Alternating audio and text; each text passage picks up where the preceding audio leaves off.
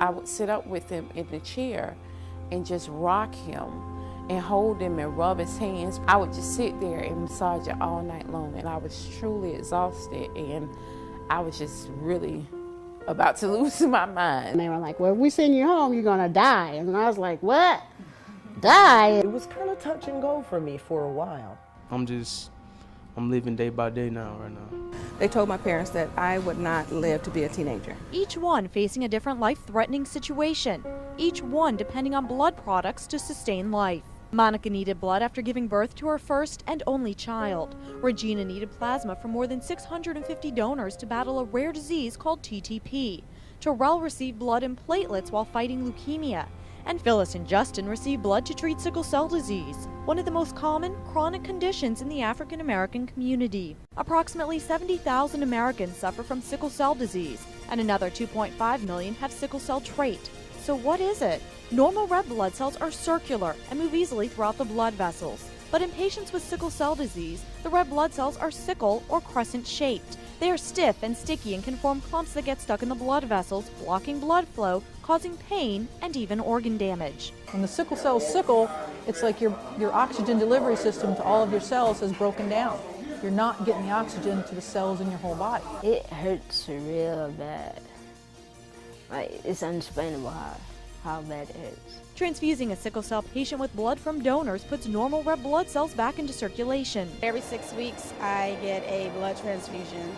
So I really depend on the Florida Blood Centers to live. But finding the blood she needs can be a difficult task. Individuals of certain races have certain genetic makeups on the red cell. Outside of the ABO and RH blood groups, there's other markers on the red cell that are more common in certain races than in others. And so, for example, an individual with sickle cell disease, as many of these individuals are African American, donors that are African American have a much better chance of having a genetic makeup of the red cells that's similar to the individuals that have sickle cell disease. We struggle daily to maintain units that are more matched for our sickle patients. Because I've had so many transfusions, I've built up several antibodies to blood, so therefore it takes a while to actually find suitable blood that I can actually receive.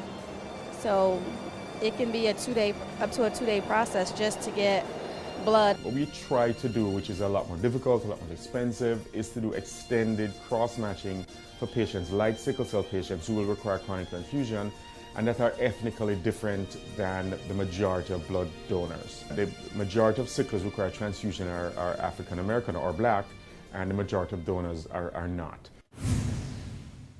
Leukemia patient Terrell Wilson was in desperate need of a potentially life-saving bone marrow donor. They didn't have any cure for him, and pretty much when they gave him 6 months to live. But doctors never found a match, and he passed away on Christmas Day.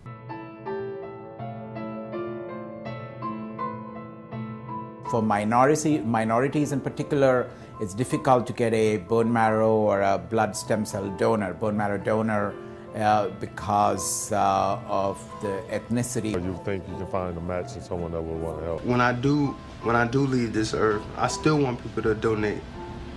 I don't want people to just stop at all. What can you do? Join the National Bone Marrow Registry. It's easy. All it takes is a simple swab of the mouth to register. Donating blood is a little more involved, but it's a simple way to save lives. I have a couple of family members who have actually had to get blood donations due to sickle cell anemia. I've lost a couple of family members and friends, so it is an excellent idea. It's a great gift of life. I just said goodbye to a good friend of mine earlier today, and he was a blood donor and an organ donor, and it's a great way to honor his memory.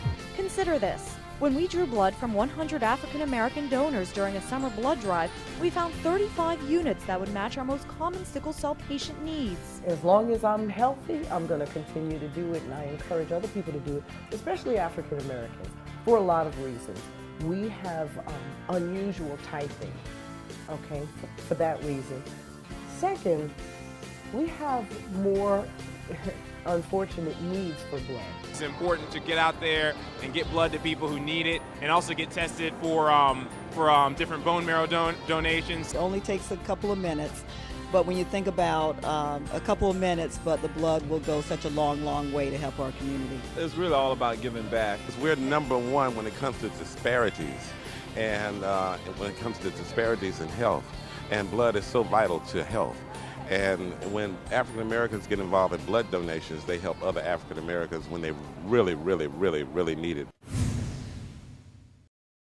According to the U.S. Department of Health and Human Services, African Americans have a higher risk of heart disease, high blood pressure, and diabetes than Caucasians. This can lead to heart attack, stroke, and even death if not controlled. Donating blood is a great way to get a baseline assessment of your health. That's because each time you donate, you get a free mini physical. We check your blood pressure, triglycerides, and even your cholesterol. Plus, when you donate blood, we run it through a battery of tests including HIV 1 and 2, West Nile virus, syphilis, hepatitis B, hepatitis C, T. cruzi or Chagas, as well as the human T-cell lymphotropic virus 1 and 2. We also empower you to chart your cholesterol over time with our free online wellness program, putting you in control of your health. Hopefully, African American physicians or African American leaders in the community, if we step up and say that it is okay, and one should ask questions, one should take responsibility for their condition, one should be proactive, you'll find that you can trust the medical community. There's a lot to benefit from the medical community, and you can trust us. And you can donate blood, and you can donate bone marrow. Working in the blood bank now, it's just amazing to see the donors coming in and just giving of themselves, just freely, because I thought, wow, if they hadn't have given back in those years when I was younger, I wouldn't be here today. And I just thank God for them. Go out there and get on the registry, because it does save lives, and it would have could have saved him if he would have had a match. They're making people feel better. If they really know it or not, they're really helping people. We should care for one another and do all we can to save lives.